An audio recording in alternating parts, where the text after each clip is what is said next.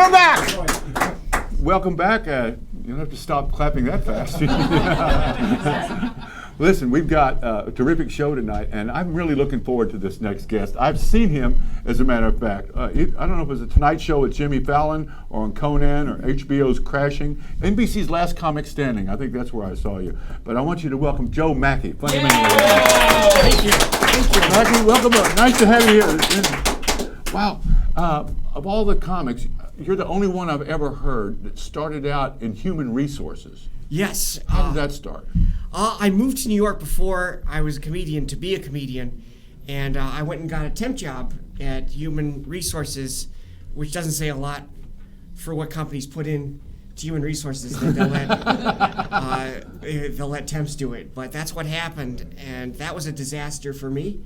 I'm not good at firing people or telling people that they should be fired.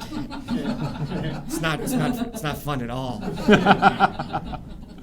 Well, when did you start doing stand-up comedy? I moved to New York in 05 or 06, and I took a class, and they say you can't teach comedians to be funny, but you can teach them the basics. You know, it's like you don't teach someone how to paint, but you teach them how to hold the brush. It's kind of like that with stand-up. Yeah. And after a while, I don't know, people laugh when I go on stage. Mm-hmm. I don't even have to say anything. and then I just, hopefully it goes from there. Well, I want to get to Last Comic Standing, but did you go through the open microphone? Yes. In New York or in LA? New York. Yeah. Yeah, what was that like? It's brutal because open mic means open mic, so anybody can sign up, and when people hear there's a mic, it attracts crazy people as well. And you know, people would get in fist fights. People would take off their clothes to be funny. That's how you know you don't have any jokes. But if you can, people are mad that the open mic didn't go well, but it's an open mic. It's just about practice, and right. You know, you shouldn't be expecting to get a special open mic show. No. So how long did it take you to develop an act? They had a thing at the comic strip in New York City called Late Night, where after the regular show, if you auditioned and passed, they would put you on for 5-minute sets with the other late nighters. It's how Chris Rock actually started. Uh-huh. And I passed for that in October of 06. Uh-huh. And from there, I got 5 minutes in front of a real crowd every night. And people who know comedy know that a real crowd is much more valuable than an open mic because it's honest reactions from just anybody, and it can be a 70-year-old or a 20-year-old, any kind of ethnicity and gender, whatever. It just you get a real cross section of people. Uh-huh. So that helped me to get paid spots starting in 2009, and then things really started to happen in 2012 when I got New Faces at Just for Laughs and the Late Night with Jimmy Fallon show. Right. And did you get that from the comic strip in New York? Yeah. The owner of that, Richie Tenkin. Richie Tenkin. He still owns it. So. Yeah, he was friends with the late Mitzi Shore, and right. She loved Richie, and to her, the comic strip in New York was the most like the Comedy Store in New York because she felt like they were simpatico, the way they chose comics and encouraged them. Oh yeah, they really developed a lot of great acts in the 80s and 90s that are famous.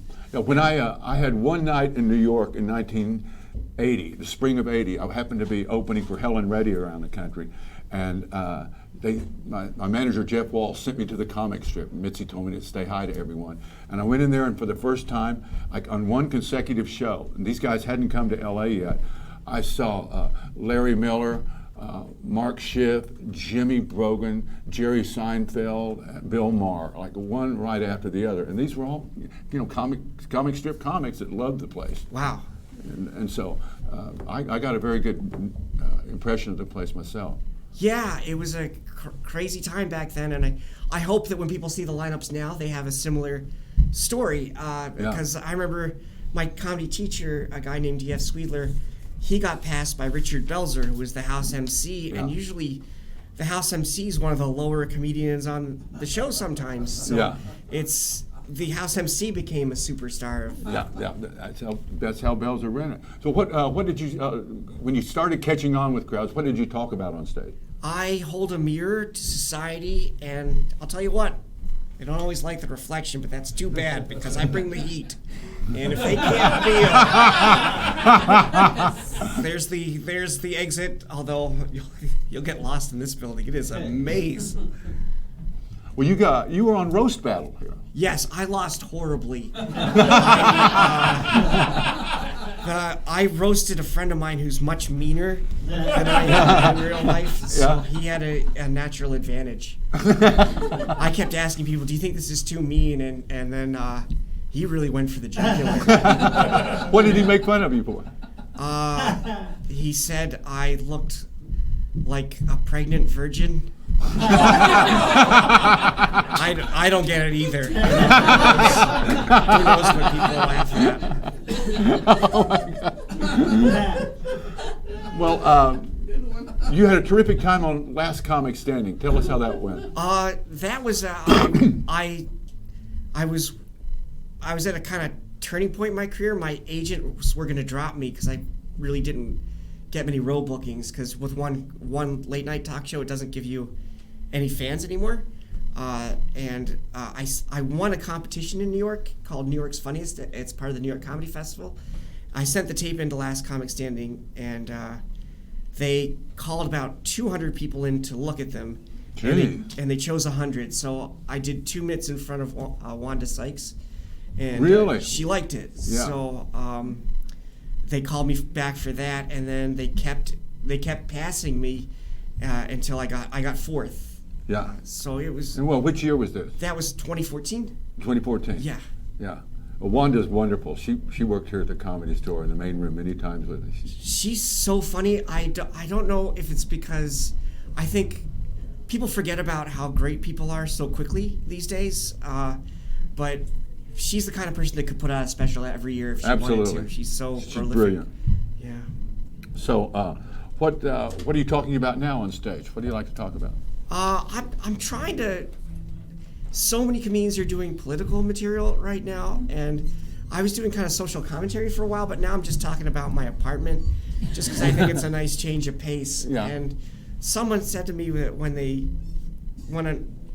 you make a fan in stand-up comedy, that they want to know what's going on in your life. They want to know all the quirky things in your head, and if you can do that just by talking about something universal, like the room you live in, it's kind of fun. Yeah. What stands out about your apartment? It's not good.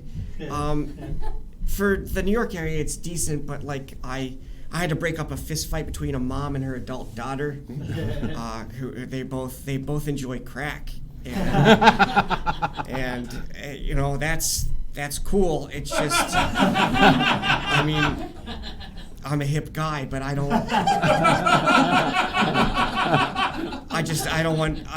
It's one of those things where it's like, the problem with living in the New York area is that if you see one homeless guy and you're like, oh, I can help that person. Yeah. But if you see 100 people, you'll just never get where you're going, and that kind of gets you down after a while. So you have to pick your battles, and women fighting is a battle I will pick.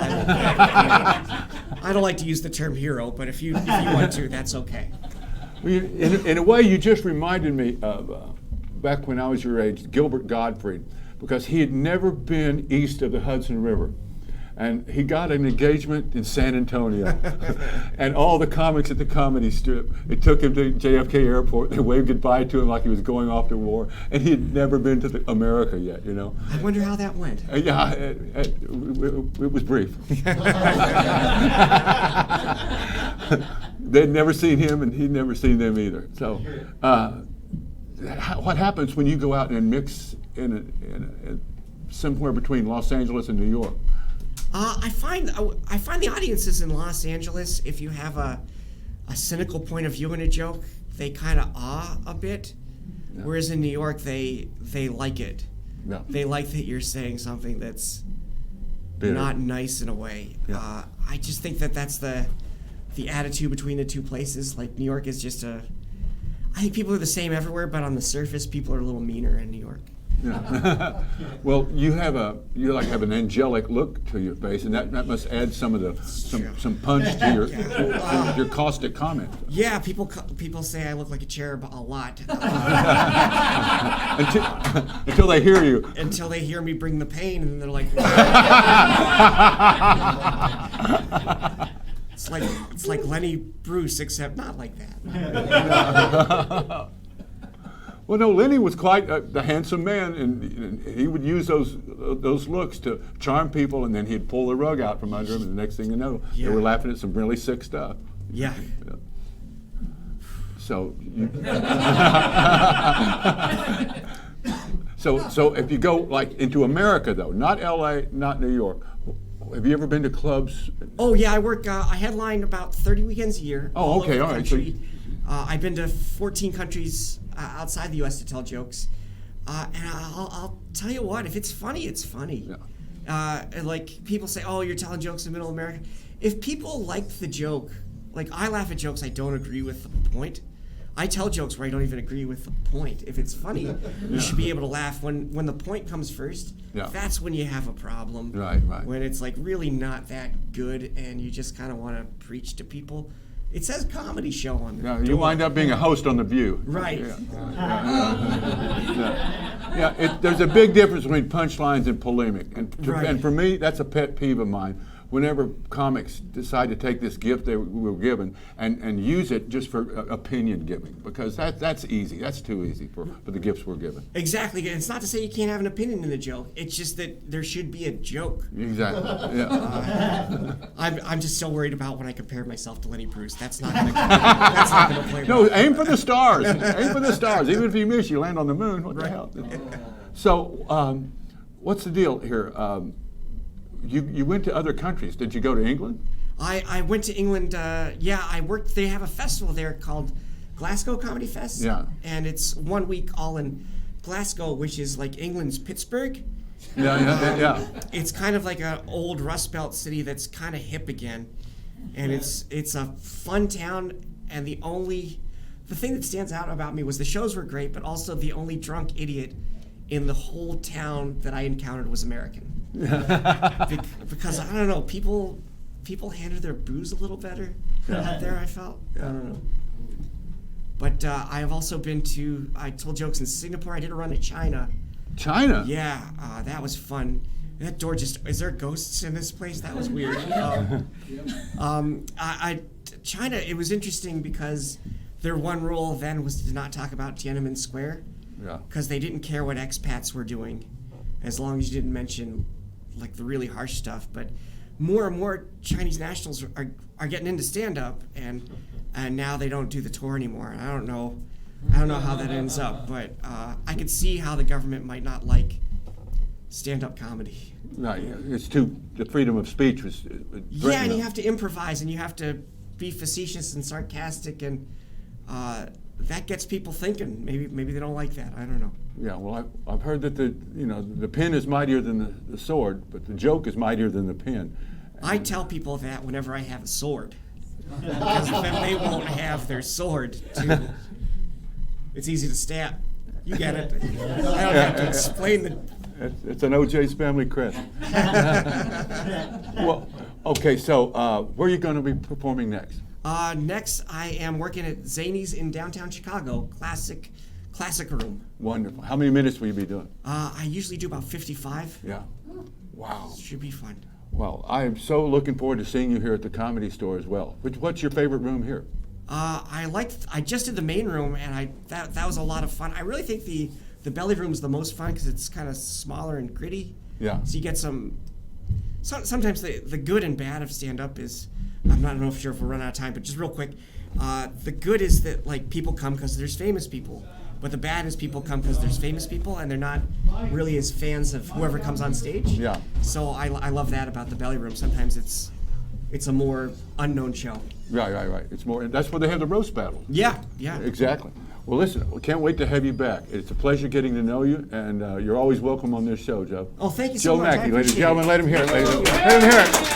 Thank you. you so much. I appreciate it. Fantastic. Don't go anywhere. We'll get our picture. We'll be right back. Don't go anywhere. Welcome to Argus Hamilton's Comedy Store tonight.